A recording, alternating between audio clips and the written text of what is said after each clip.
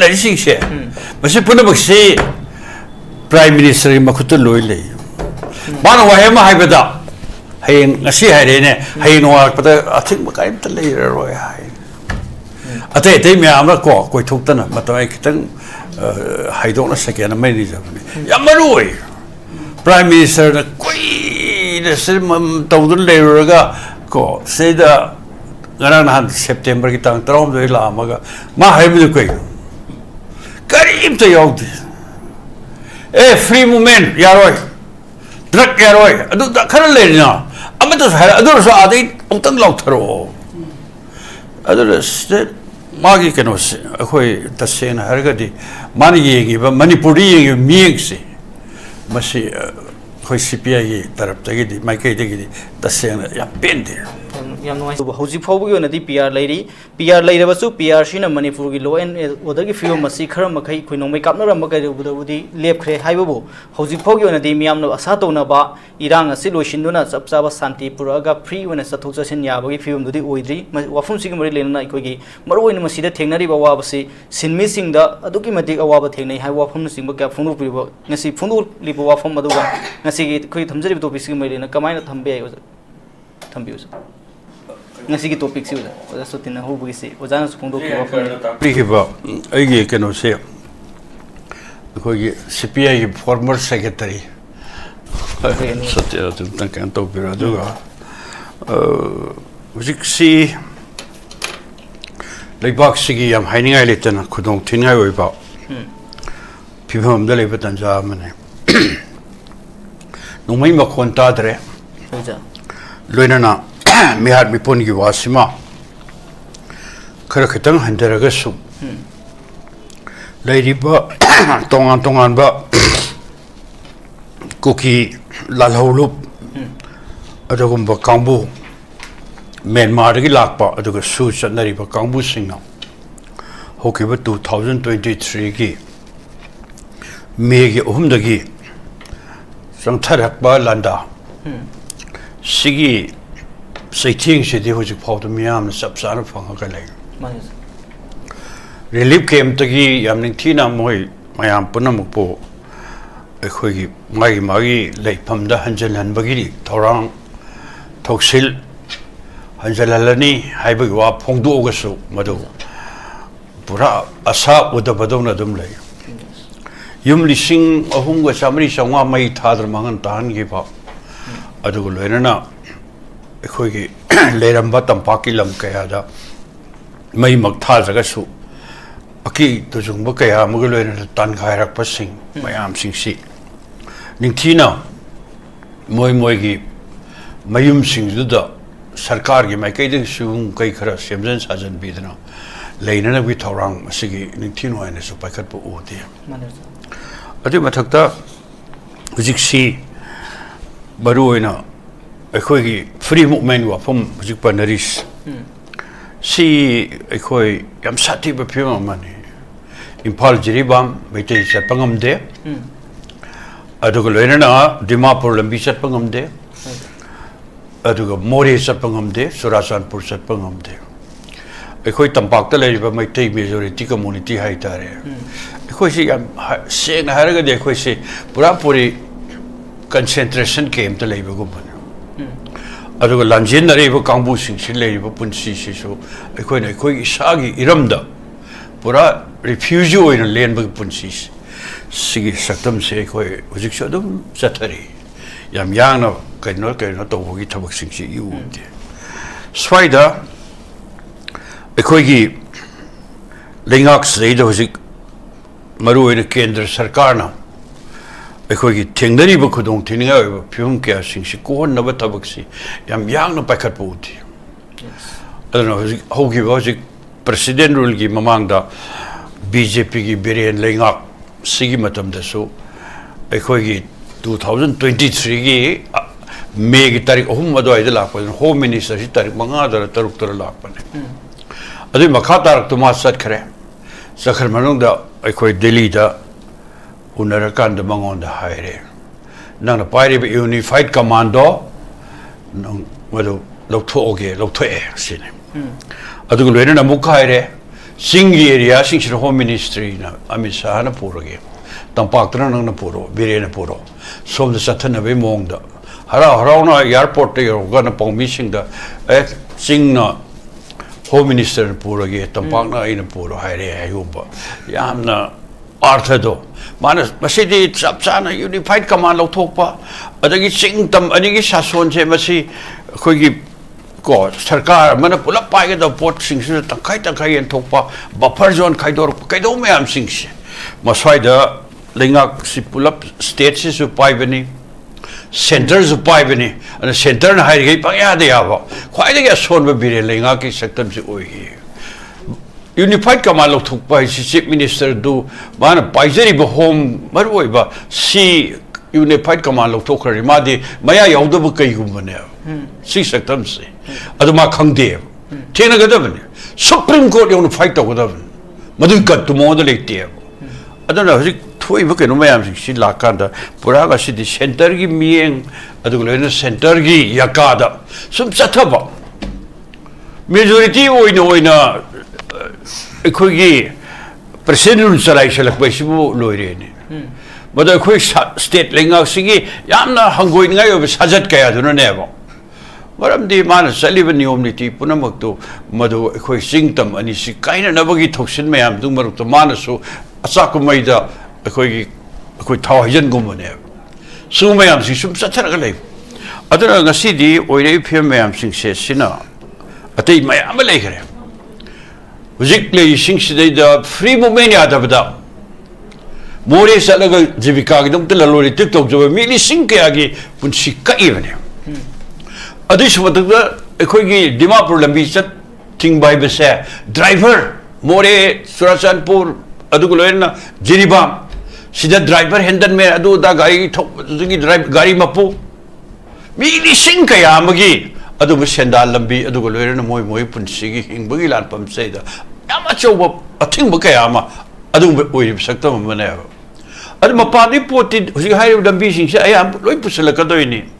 Madida Makan Kayagi text Adu Lambiting Yaman Maramorkanda, Porto Yawana Pork Mapangi drivers in Tujalakan, Adu Maramorkanda, Masidi, Equigi states the quietly Baroki Manunda, Poche Tamba state oil. Miam water lady, Adrai, Matamsiam the Kanto, the other, something like that, was it lay post say. Equoi Communist Party, my Kataki. Narang so quite free moment hello. Haina Hoy struggle manche makam chata gadore home Manipur awon Manipur saida shape Manipur change Manipur sigi me makada Hoy struggle to nabugi phirep lawre kendra punum to miam da kan be awareness amagal wer sankhina be thorang lawre bada khoina yam line highway abase suba sahi ni ga tha taru Labi highway men kanu sing national highway me am sing se loin thingel thabasibu ngasi governor sason center nasu Manipur santi hanjala lage ne prime minister masamangna hadagi September ki tai taram doi haram bado badu batu ine di hujik thabak mayam paikhat pu ure paikhat pa yare na ba ado am tak tai ude paikhat pa am to ude prime minister na Manipur santi hanjala lage ni hala ni haram men mayam si tumin le ado suba basta sing de koi na thamjaning bedi se koi cookies now sing the su extend and dovre madu ona haina tab se lambi free movement ya han mane tai adu su de extend dovre free movement dili hore yaad re sumaina moina tawning mana to yam si mayam sing se ngasi di center su khar thonari bam thoe pr lenga su khar thonari bam thoe an example khar pijani Assam movement gi matamda ko Moi koi lambi mayam blockade tawe thakya blockade tawe adubo highway protection force thamakanda madu koi namdur salhal ki heba adugo lena Tripura upajati samiti ne kallabandalon ke ama leb ki sarkar laktring hai tawki adu highway protection force yamne thirding kan tawki heba koi zikari gi no ba at lami lising humdra ko khar de halamani la mane thade la mi sing si adu Dimapur lambi da maru ebe area sing si kadai da no ba kuki la lobo kambu athing bu piri bu kambu le ram du kai de no ba se kambu pi yodring ai mod bu sai khara adu kambu pi do khi be dei di nagai sin nau singi area de kaisu apan balaite a mau nung yo ki we kan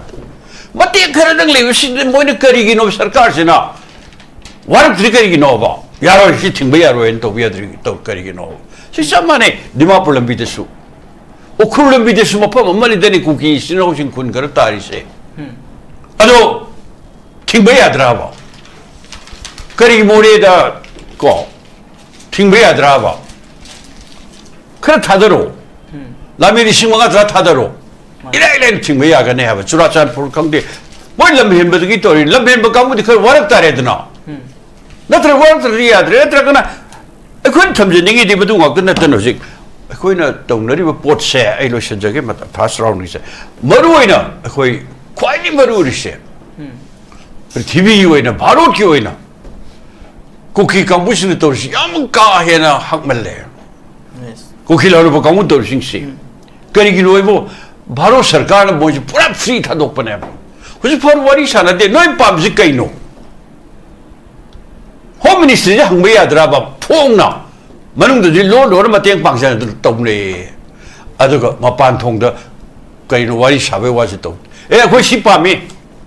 separate administration पामे तो अन कोई की territory में पामे अदु पामे अदा पामे को उदुमाना तारेदना से नागासिंगी इहो NSN आयमगा सो इसिंगमगा चावपन तरागा मंगागी अगस्त की तारीख अहुमदा तौनखिबा अदुंबा पीस एग्रीमेंट अदुना मरम ओरकांदा गसिदि मतबदुदि ngasi फावदि इंगियेबा यम शांति ओइना लेरियेबा अदु वारी सानब अतैदि यम यानरे अदुगो सेपरेट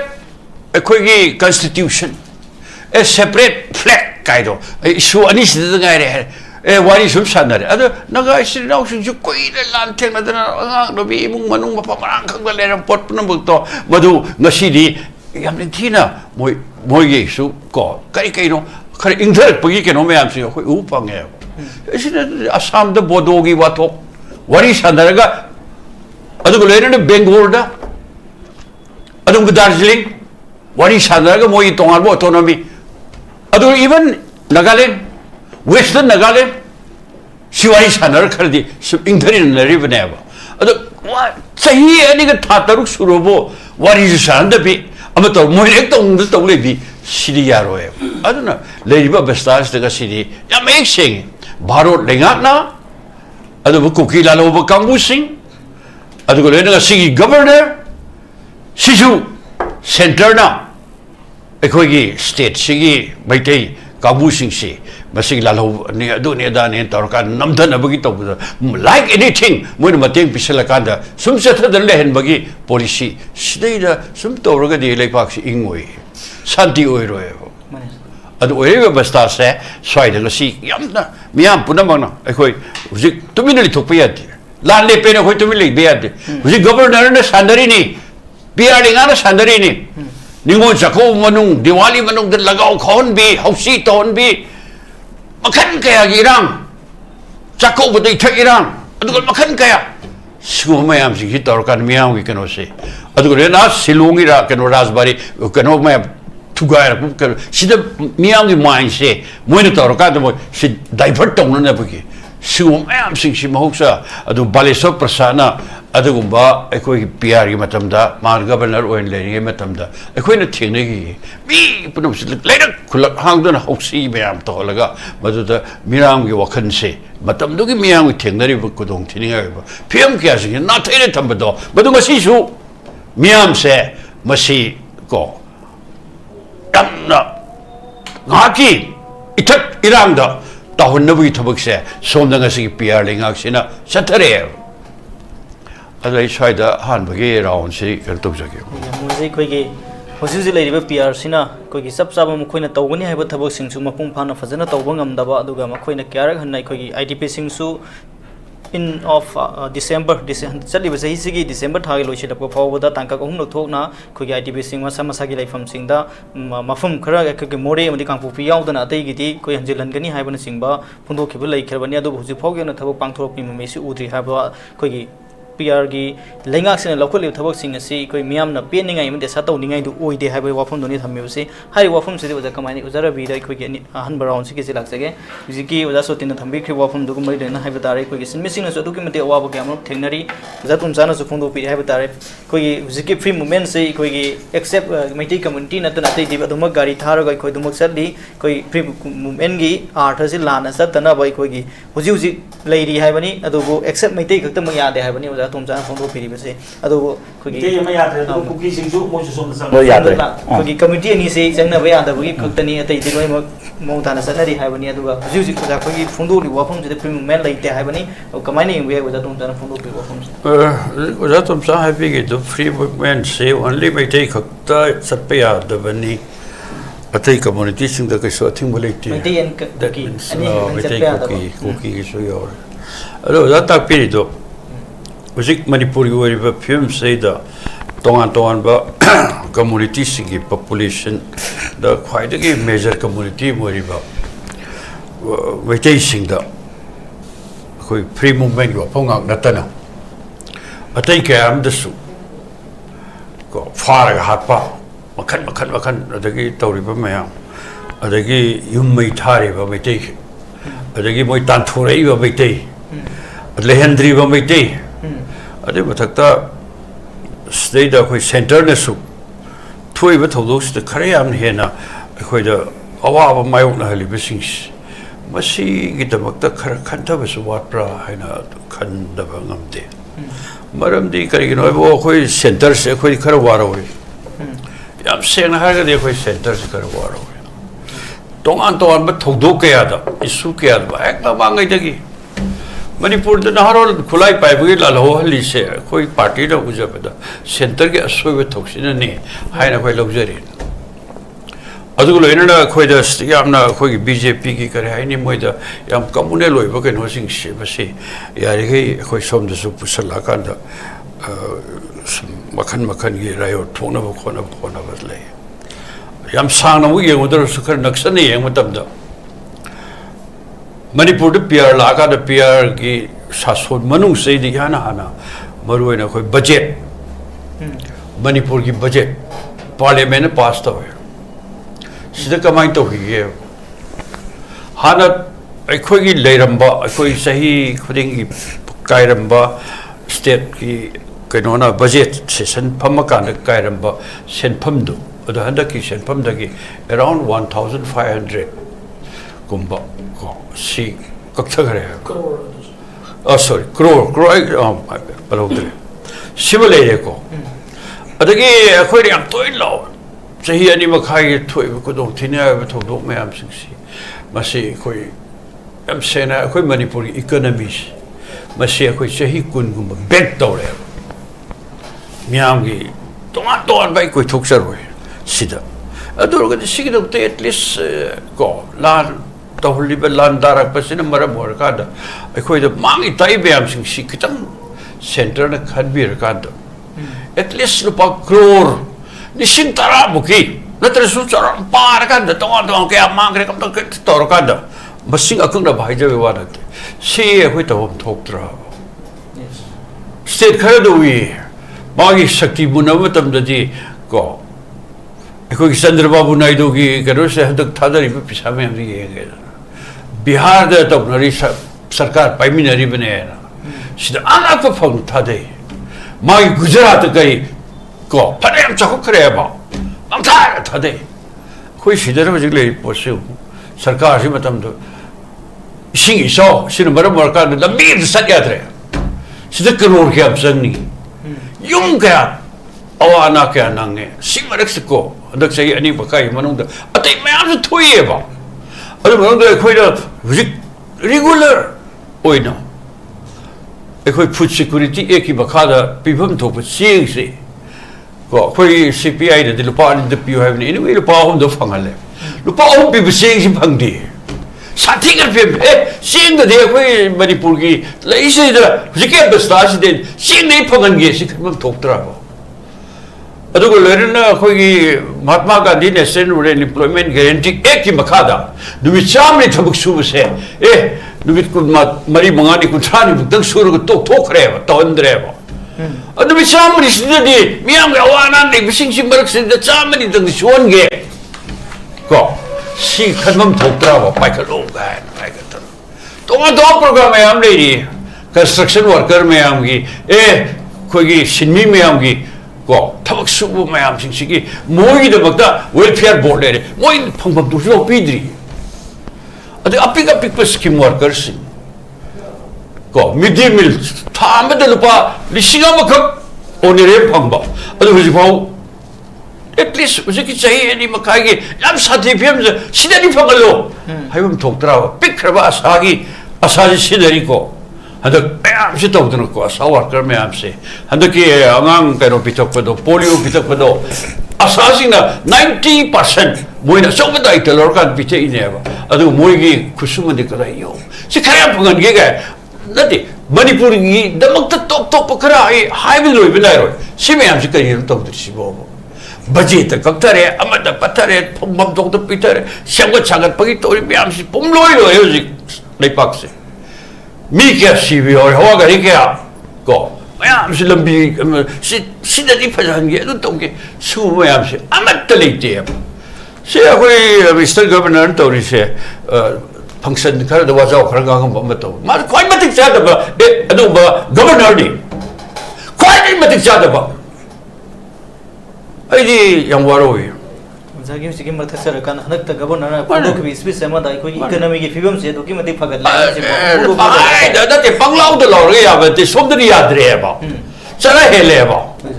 अखोई लेगी तरह कोई सु यो कोई लोन कइरोन बकर का आरा पखंग चाना मैम सिंह से को अइगोदे हंगोई ददन हाइना बसी नुआई बनिना अदु असी नुंदांग सरा लेती 100 kilometre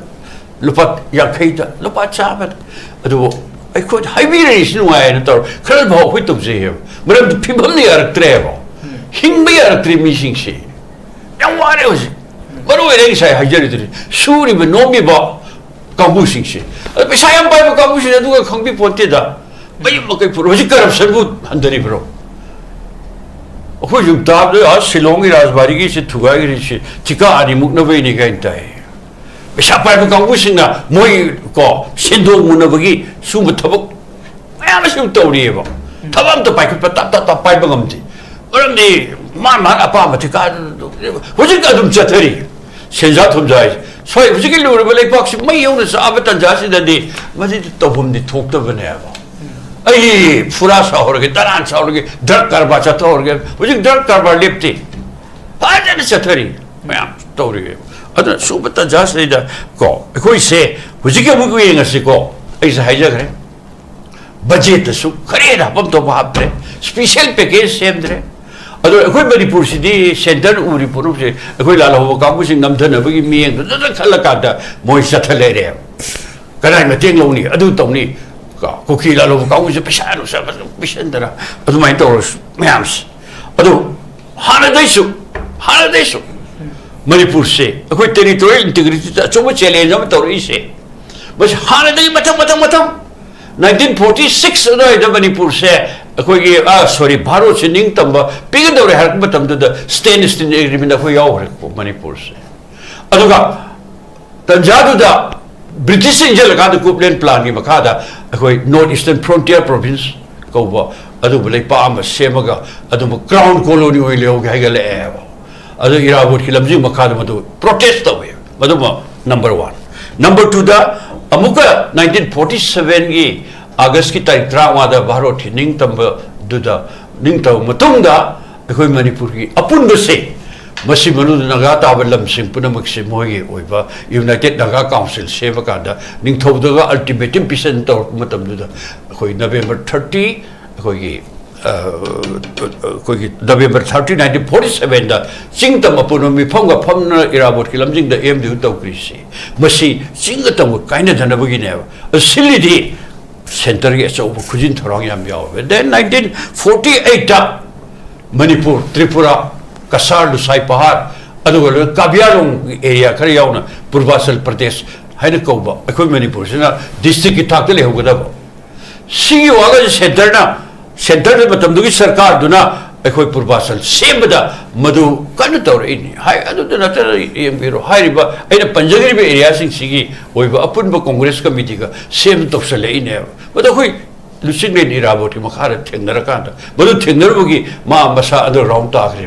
So by Matamata, I think she did the CD. Baro Linkton there, Baro Manu Pivan, the Koyore. You are to the quicker talk no. I wish I didn't me say this no with the Ashley state of Monday. Jahili Shino with the Ashley state, she will. Barda Pulamatun, they call you Parchi state. Canada pain good again, Manipur, Miana, Matamdugi. I quit money Makatam, the Jerabo. I don't want the top, I quit a beam. A day, what Madugi state would keep Pang never hold of Matamda. I quit a thing, the Nagali and Muksahi Tarang and Kana. State would be talker. So I didn't hear Manipuri, and I Yan a quicker hair, quickly, Tassonatin by the Tamoida. Sumat Tanjam and Lapakanda, Nashidi. I quit Manipur, I quit Naharo Lalugi, Yan paid the Paroling, I quit Hunting, seeing it, say, Victor Busmaina, was it most addition set at a laugh. I don't know, we have him, I am 60 Lapa, the Karaka, the Buka, I quit state, the Haro Lalugi, Dugi, Dagi, and Torcada, armed forces, special power, Eki Bakada, Minika Hatkre. I don't know, loan she, I quit some Tuxerim. Ado Pangna the quick away. So my live up the star am sing share. But she equator Matam Chana, equate the Makta, Sebibam Topo, Packet from Topo, State Seat of Topo Mam sing share, century yank to the lap for them. Otherwise, you told me. A good power, some sort of power. Center healing out long, center the Sakti Pariba, BJP Sasson. Miling out long, you Makada, equate Manipuri, Miam, Sekango, whatever. Madam Decay, quickly state C territorial integrity share, but it to guide about the BJP Charvo could Yobra, Center is Charvo could Yobra, Madam D. The Paklambi, as I may tell you, Harrisy, Masi, Man may take them thing Harrisy, may take the whatever Harrisy, Masi, Madam D. La Loriba, Amadi Baro, Tagito, Haiga, and Toriba, my am Sepate, the majority, two over, Elias Sigi, Adam Tonale, Ravenaro, my am so for Panavo. I don't know, dating me one, I don't know, labor starting state. I quite a solution, as I might have agreed. Political solution. But she not to do by so relate.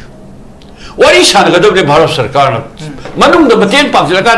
Kata, or Sumla Hawanba, Betty Halanba, Cookie Halanba, Pudamoina, Madugi, nature door, home on the Dublin. Pajana, what is Havdamne? I didn't want to worry Shanagata, a quick barreling on the teen study to put up.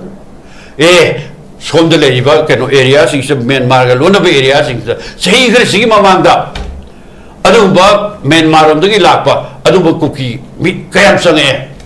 Well, for any Makada far in the portal to talk through. What is higher? I don't let in NRC Salam talk through. Border fencing, preparation from talk through. See it how I am packet, but I do but I quite compulsory winner. Some of you may have considered reserve forest. I don't but Poreski Momaniam, area may have seen it. Mangalaga, you came me up Sagalisha, a canba, the Sarah Pigado.